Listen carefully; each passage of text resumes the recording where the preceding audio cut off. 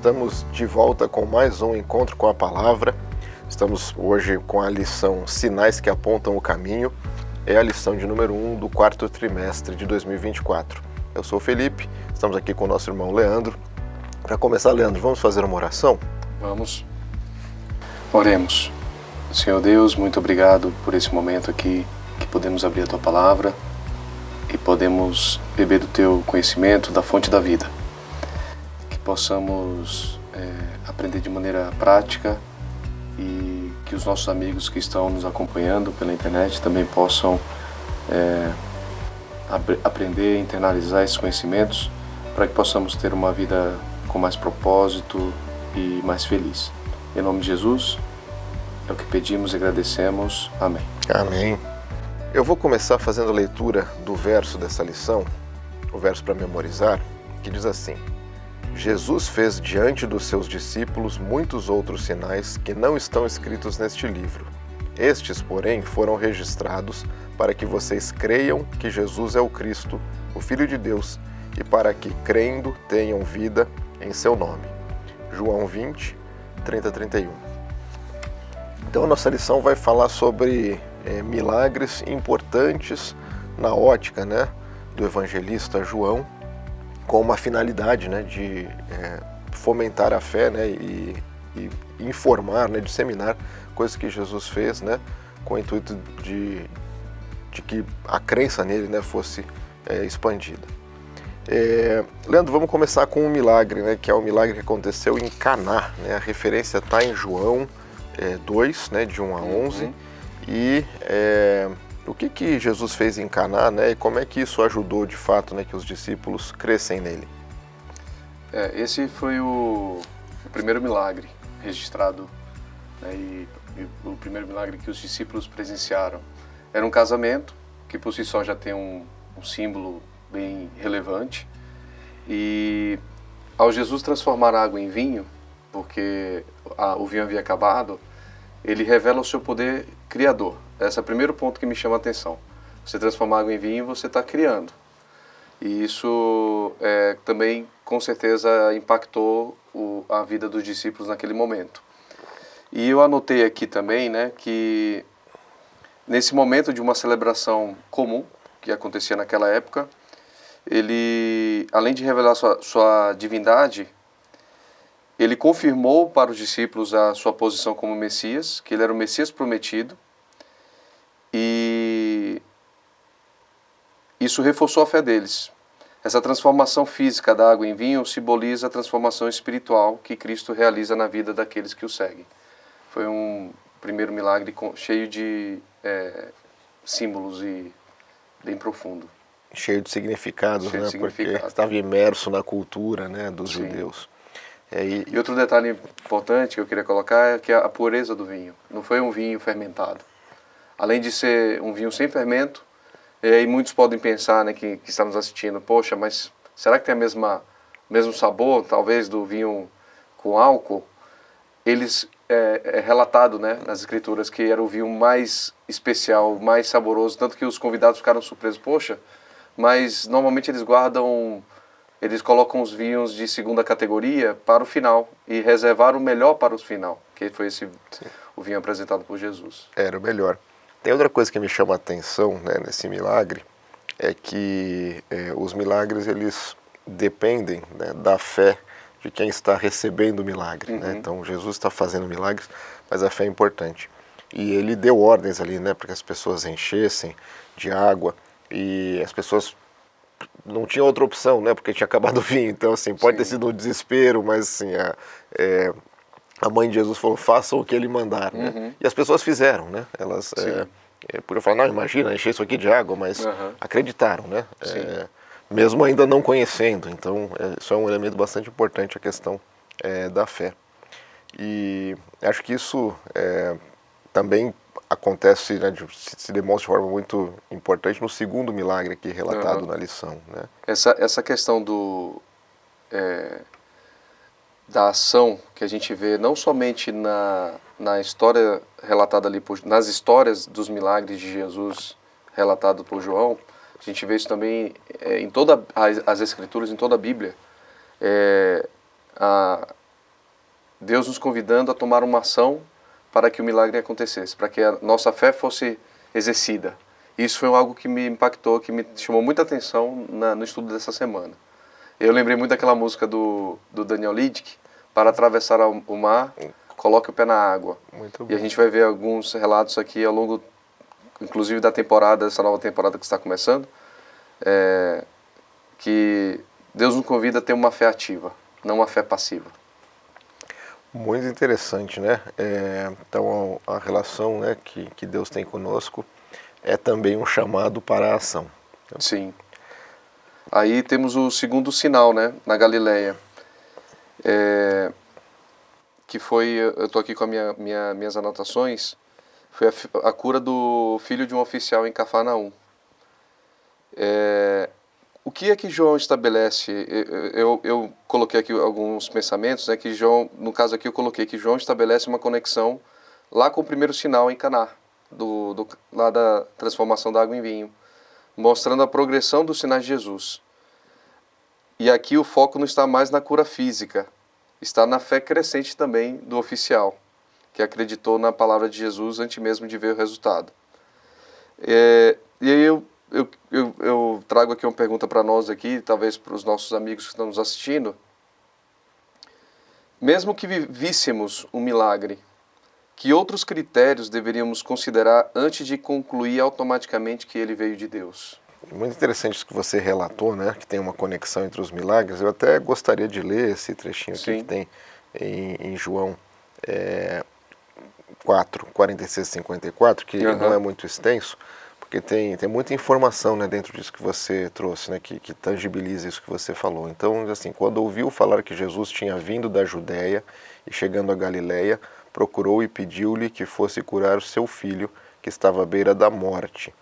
Então, assim, aqui, segundo, né, João, é o segundo milagre de Jesus, né? Talvez a cronologia tenha tido outras coisas que a gente não conhece, mas é o início, né, do ministério e dos milagres, né, que estão aparecendo. Então, esse oficial, ele, o primeiro milagre, né, assim, ele chegou, né, aos ouvidos do oficial e ele tinha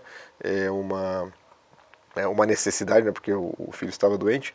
Então ele foi atrás, né, de Jesus, né, então estava ali acreditando mais uma vez, né, era a chance que ele tinha. E Sim. Aí Jesus lhe disse: se vocês não virem sinais e maravilhas, nunca crerão, né, que é um pouco o que você disse, né? Sim. Se a gente não estiver vendo, a gente não acredita. Não acredita. Né? Exatamente.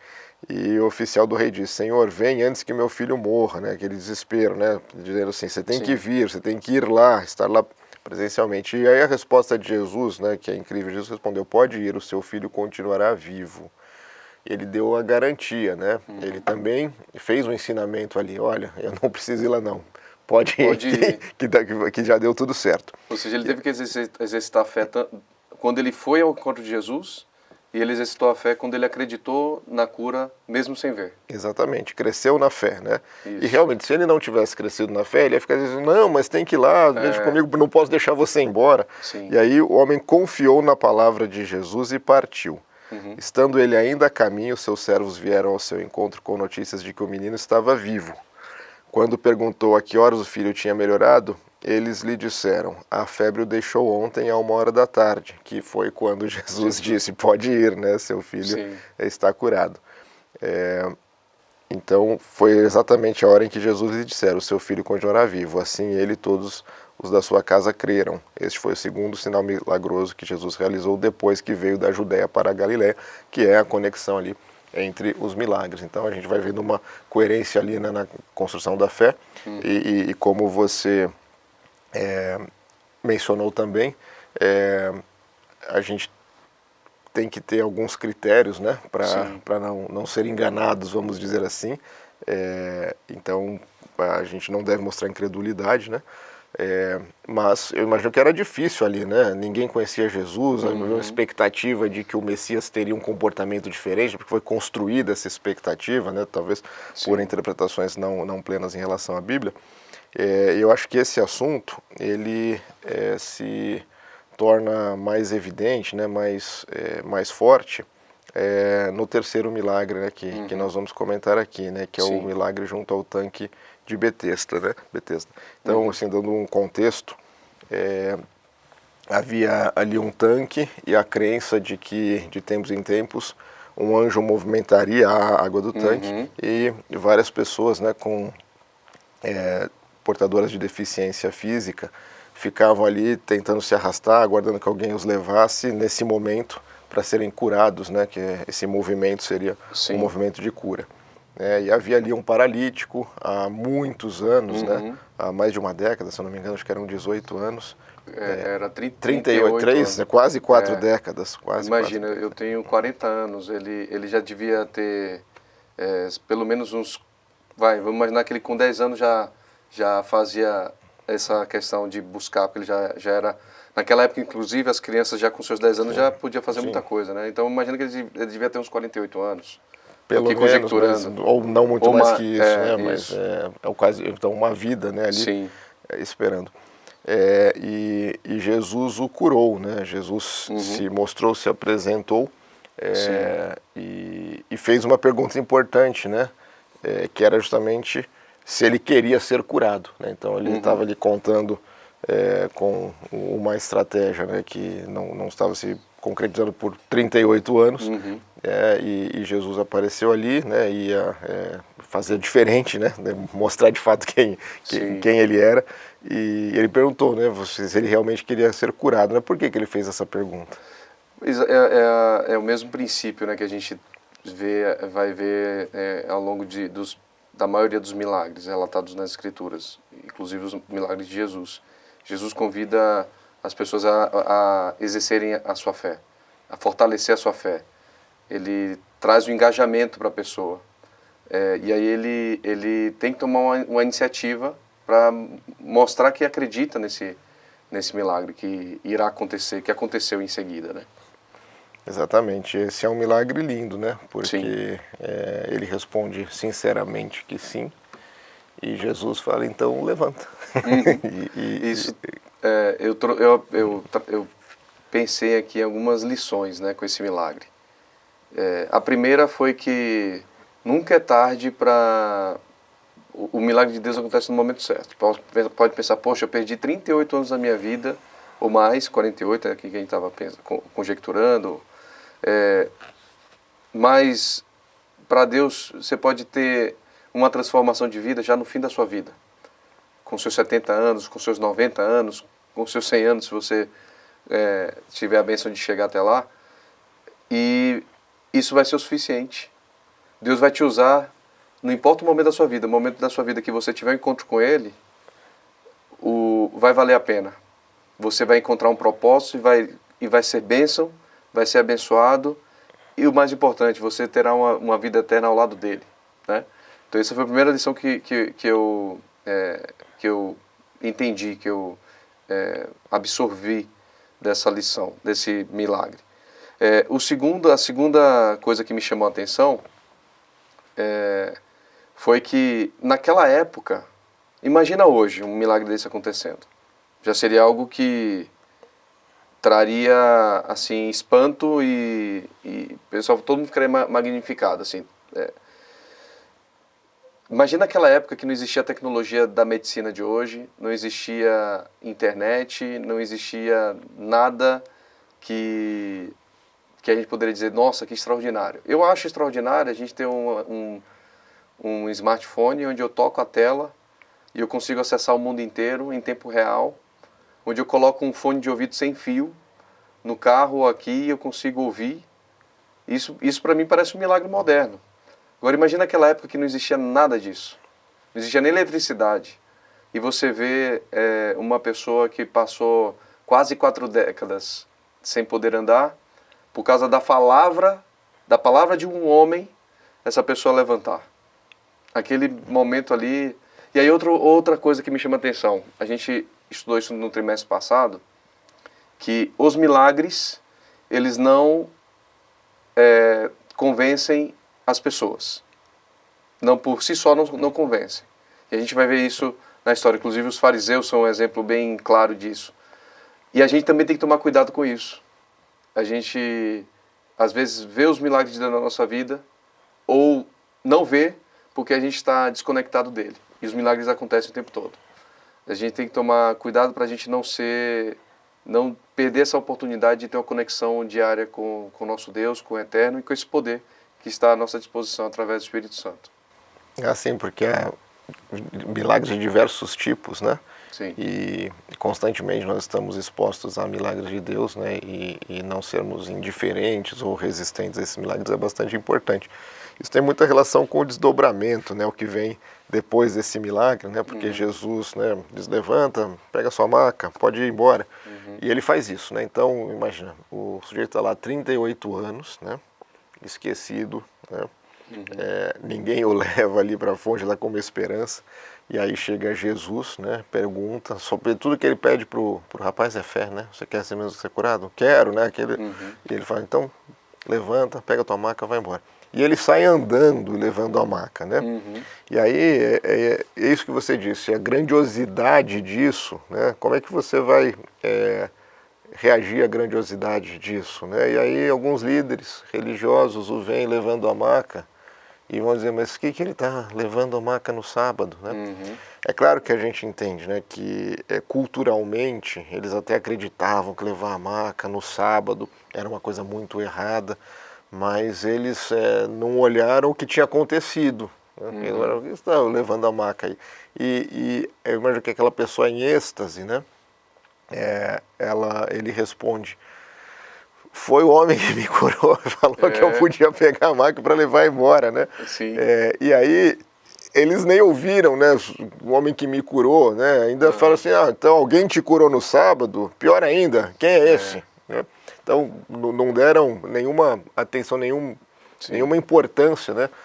Para o milagre. E aí tem essa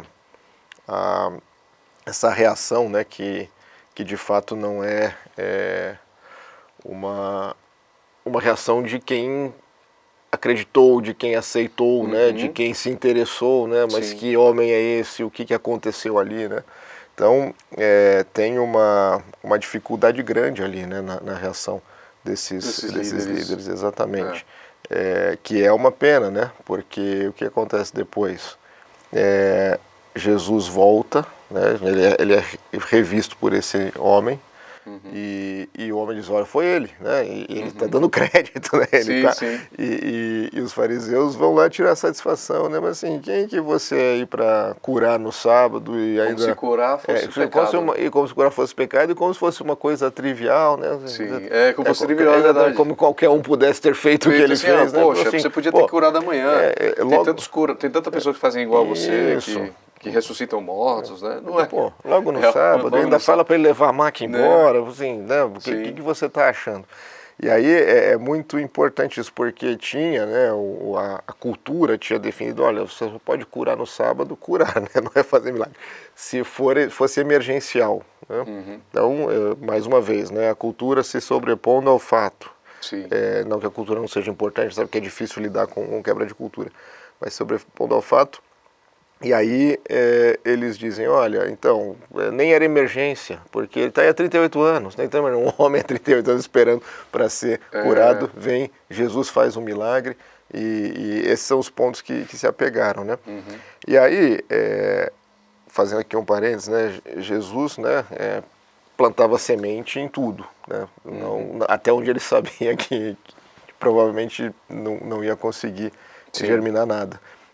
Então ele faz um esforço, né, que também é um testemunho, ele tenta, né, auxiliá-los, né, tenta não, ele pode, né, mas ele faz uma fala ali que mesmo sabendo que aqueles corações endurecidos, né, não seriam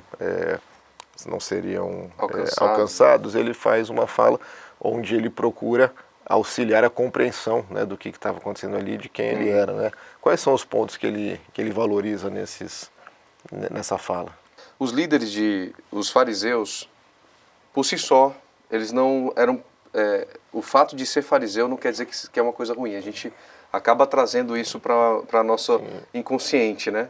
O inconsciente coletivo, talvez, de muitos cristãos poxa, você é um fariseu. O fariseu hoje é um sinônimo de hipocrisia. Mas o fariseu, ele era um doutor da lei. Ele era um doutor, ele conhecia bem as escrituras. E isso por si só é muito bom. o problema é, eles se apegaram à lei sem Deus, e as tradições, né, que a gente está colocando muito bem aqui. Nós temos que tomar cuidado porque nós somos convidados, toda a humanidade é convidada a estudar a Bíblia, a estudar a palavra de Deus e entender ela de maneira profunda. E é isso que nós estamos fazendo aqui, nós estamos abrindo a palavra de Deus e buscando entender os seus ensinos de maneira cada vez mais profunda, né, diariamente. O que acontece é que nós, às vezes, passamos a entender tanto, e aí vemos uma diferença tão grande em relação a algumas outras pessoas que estão em trevas, e pela nossa vaidade, nossa natureza humana pecaminosa, nós nos deixamos vencer pelo orgulho e presunção. E aí nos tornamos os fariseus no sentido da hipocrisia. Em vez de nós atrairmos essas pessoas que estão em trevas ou que não têm nenhum conhecimento claro da palavra de Deus, principalmente do Evangelho da Graça, em vez de nós atrairmos ela com sabedoria, com amor, nós apontamos o dedo e jogamos a lei, as doutrinas e criamos um muro para essa pessoa. Então essa pessoa muitas vezes perde a vontade, o desejo de conhecer Cristo por causa dos cristãos, nós cristãos. Então nós temos uma responsabilidade muito grande de sermos embaixadores, não advogados. É diferente. Jesus não precisa de advogados, ele precisa de embaixadores, pessoas que estão lá para proclamar o Evangelho. E às vezes a gente quer defender quando alguém fala mal, alguma coisa, em vez de agirmos com amor. Poxa, essa pessoa, ela precisa de amor. Ela não precisa que eu fale, ou que ela vai... Muitas vezes algumas pessoas falam, né, você vai para o inferno e tal. A gente precisa, na verdade, resgatar essa pessoa. Agir com amor e criar pontes. E aí o Espírito Santo vai dar sabedoria para a gente comunicar da forma certa, na hora certa, e trazer luz para a vida dessas pessoas. Então esse ponto dos fariseus é algo que nos assusta, porque, como eu disse no início, eles estavam vendo milagres que não eram comuns. Estavam vendo milagres, na verdade milagre não é uma coisa comum por si só. Ainda mais naquela época que era evidente que aquilo ali vinha de Deus. Por uma questão de ser uma criação, no caso da água em vinho, e no caso da cura, você está fazendo o bem. O fato de estar fazendo o bem, por si só, já mostra que o causador desse milagre, que era Jesus, poxa, vou entender melhor essa situação, né? É algo que seria a abordagem que eu imagino mais apropriada. Sim, sem dúvida. E você falou coisas muito importantes aqui, né? Realmente. Quando a gente fala nos fariseus, né, e que aqui na lição aparece líderes religiosos, é claro que a gente não está falando de todos os fariseus, todos os líderes religiosos de todos os tempos, né? A gente acabou virando uma espécie de grupo que está sendo representado ali, como justamente esse grupo muito atento e conhecedor da lei, né, e que muitas vezes até, como você disse, por acreditarem que conhecem tanto, se tornam soberbos, né, e acham que não podem ser contestados e que podem descrever como as pessoas devem viver, né, e cobrar comportamentos. Tá? Então, nem todos os líderes da época eram assim, como você falou, tinham muitos méritos também justamente por conhecerem a lei, que aqui a gente está representando, né, quando fala fariseus, líderes religiosos, um comportamento, né, mais do que pessoas específicas. Claro, né, pessoas que tiveram comportamentos, mas a gente está aí porque está trazendo para os dias de hoje. Né? Esse é um ponto fundamental. E você mencionou, olha, fica com o coração endurecido, né, justamente porque fica vaidoso, porque conhece muito a lei e muitas vezes, né, menos sincero e menos aberto, né, para o que Deus quer nos mostrar, do que aqueles que são mais ignorantes nos assuntos da lei em relação a essas próprias pessoas. Então acho que isso é um elemento fundamental. E isso é um risco que todo mundo que se envolve, né, com o Evangelho, com as Escrituras e aprende demais, pode se sentir no direito até de punir e julgar, né, por estar correto. Então, está correto no sentido de conhece a verdade, não necessariamente no comportamento. Né? Então, essa ideia, né, de correção, tem que ser, a gente tem que ser muito cauteloso. E aí, algo que você mencionou também, entra num modo de embate. Né? Então, já acabou o amor, o que eu estou esperando aqui? Eu vou dar uma lição para essa pessoa, eu vou mostrar que eu sei mais. Exato. E que está fazendo errado. Então, assim, é como se colocasse no direito de punir, né, por conhecer. E Jesus, ele faz o oposto disso, né? Quando ele é questionado, ele explica, né? Explica com amor. Ele vai dizer, olha, eu estou em comunhão plena com o Pai, né? Então, ele está se colocando ali ele está explicando quem ele é, dizendo, eu sou equiparado, né, a Deus.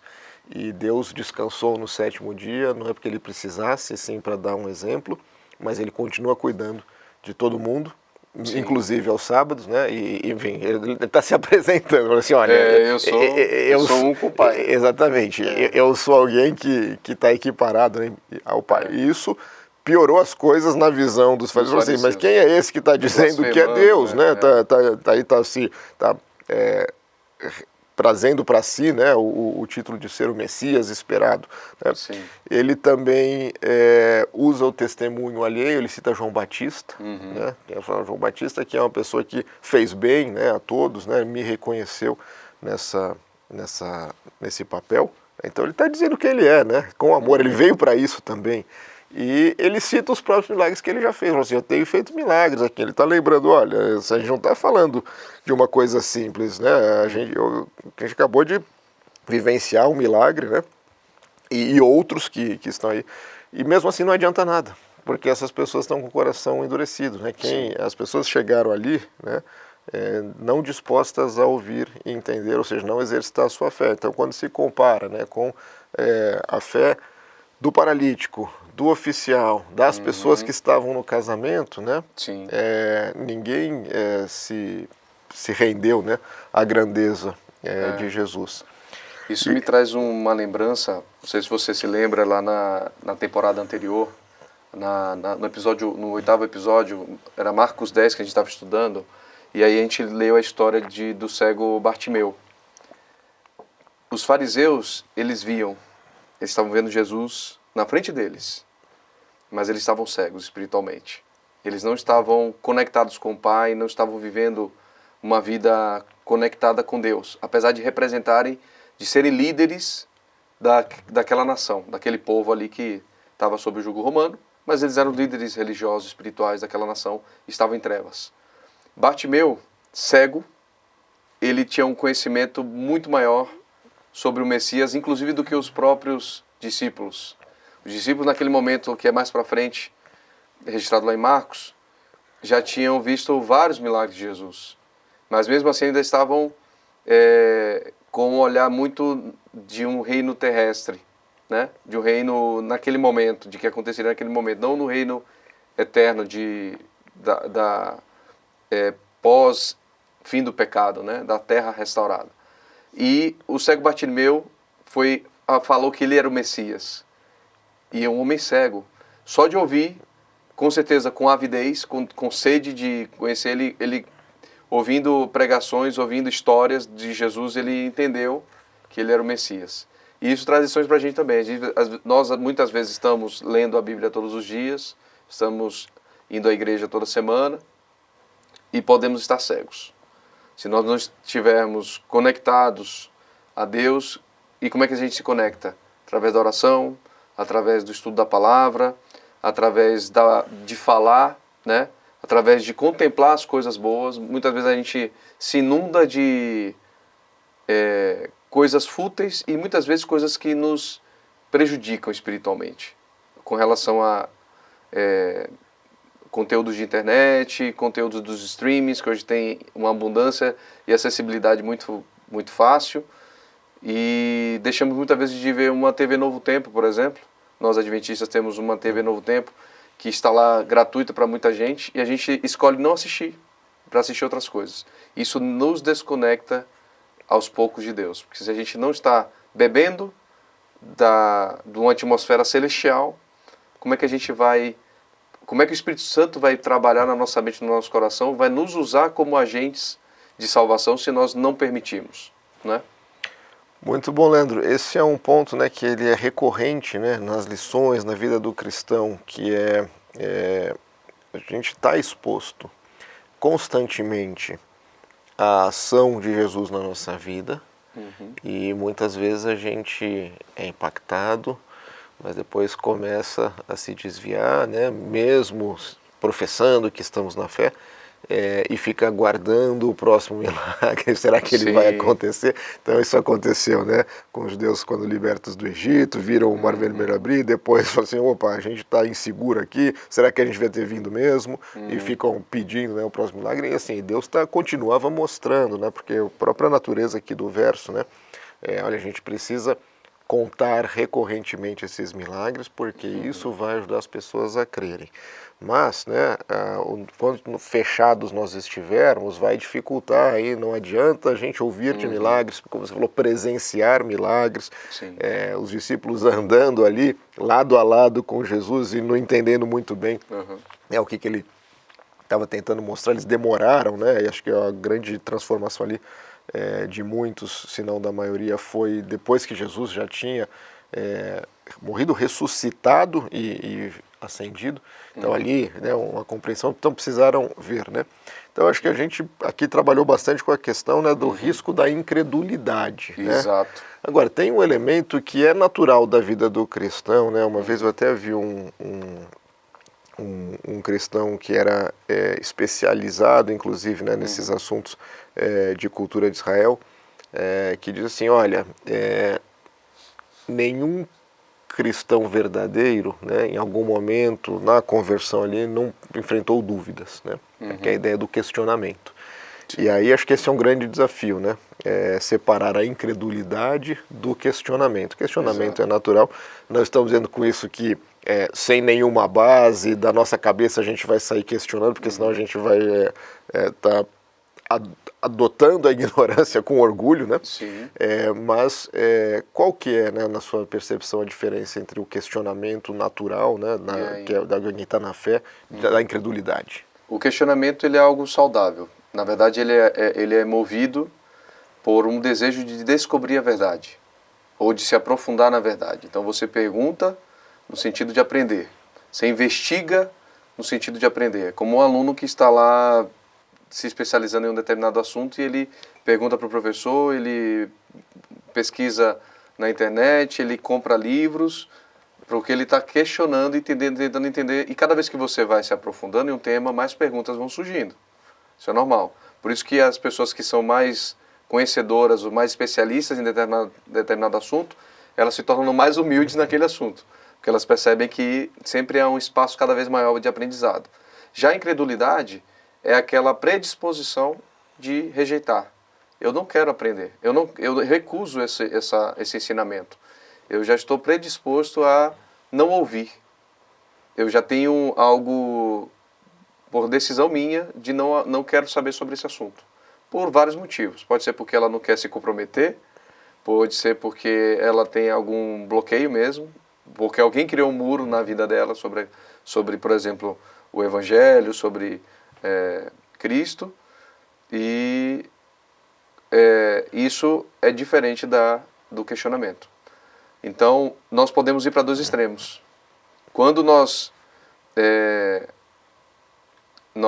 estamos, por exemplo, começando a frequentar a igreja, nós podemos ter uma postura de incredulidade e, poxa, eu estou lá porque um amigo meu me chamou, mas eu não... realmente não vou com a mente aberta para ouvir, pesquisar e tentar, por mim mesmo, tirar uma conclusão. Eu já vou lá para não ouvir. Ao mesmo tempo, tem outro extremo que é perigoso. Eu vou ouvir a mensagem, mas sem a palavra de Deus na minha mão. Eu estou ouvindo um líder religioso, um líder teológico, falando para mim várias coisas, e eu não estou conferindo na palavra de Deus. Então eu não estou também questionando. Eu não estou sendo incrédulo. Estou sendo, na verdade, o oposto. Estou aceitando tudo que alguém está me falando sem questionar. Então o questionamento, nesse ponto, é central. É fundamental, na verdade. Eu não posso... quando eu questiono, eu estou me protegendo de ser incrédulo e, ao mesmo tempo, estou me protegendo de ser ignorante, de aceitar qualquer coisa que alguém possa passar para mim, às vezes com mais intenções, para me conduzir para algo do interesse de determinada pessoa. Sim, né? E para a gente manter, né, esse equilíbrio saudável, não depende de nós, né? Como você disse, quanto mais a gente permitir, né, que Deus se mostre para nós, que as nossas ações sejam edificantes, sejam no sentido de buscar, né, a Deus, a conhecê-lo e o que Ele planeja para nós, a gente vai conseguir trabalhar aí. Então, assim, eu acho que isso tem muita relação com o nosso relacionamento com Deus, né? Ele não pode ser terceirizado, porque eu poderia, né, atribuir a autoridades, né? Então, o pastor falou, uma pessoa com uma grande reputação e conhecimento falou. Essas pessoas, é claro que elas podem ser usadas por Deus, né, para nos dizer coisas, mas a gente não pode abrir mão do relacionamento com Deus, que é a oração, que é abrir, né, o coração, a mente para o Espírito Santo, que está diariamente batendo na nossa porta, né? Nos cabe, nosso papel é nos abrir para Ele. A leitura da Bíblia. Sim. Então, no final das contas, né, o questionamento vai ser natural, e buscar as respostas ao questionamento, né, em comunhão com Deus, é um caminho muito bom. E aí nós seremos usados e pessoas serão usadas nesse processo, né, para que as pessoas estejam com a guarda baixa contra a incredulidade, né? E vivendo um questionamento saudável, né? Um questionamento que não é desafiador, é um questionamento que de fato está na busca pela verdade, consequentemente por Deus, né? Cristo, verdade, caminho e vida, né? E Deus, Ele convida a gente a fazer esse questionamento, né? Buscarei a verdade, buscar o conhecimento, que Ele vai conceder. Isso é notório. Então Ele nos convida a questionar, nos convida a investigar, porque é assim que Ele quer que seja o processo de aprendizado. E Ele vai nos conceder todas as respostas que forem necessárias. Muito bom. Eu vou fazer uma oração antes da gente encerrar. Vamos falar com Deus. Querido Pai, somos gratos mais uma vez por estarmos aqui, refletindo, aprendendo, falando sobre a Tua Palavra, sobre o Teu Evangelho, sobre as Tuas misericórdias, bênçãos, a grandiosidade dos Teus atos. Senhor, pedimos que nossos corações estejam abertos, a Sua vontade seja feita em nós, para que não corramos o risco de agir na incredulidade, e também que sejamos usados e que usem pessoas na nossa volta para nos mostrar a Tua vontade, o Teu propósito para nós, e que possamos ser ramos da videira, participar da Tua obra, não porque precises, mas porque permites, e isso nos edifica, isso nos santifica, isso nos prepara e alivia, enquanto aguardamos ansiosamente a Tua volta. Pedimos isso e agradecemos também, não pelos nossos méritos, mas pelos méritos daquele que nos salvou, que morreu por nós, que venceu na cruz, que ressuscitou, ascendeu aos céus, hoje nos cuida, intercede por nós e nos julgará com plena justiça. Jesus, nosso Senhor. Amém. Amém. E vamos ficar aqui então com esse episódio do Encontro com a Palavra. Que você seja abençoado na sua casa, sua família também, que possa também fazer as leituras das histórias que foram mencionadas aqui. Obrigado, fiquem com Deus.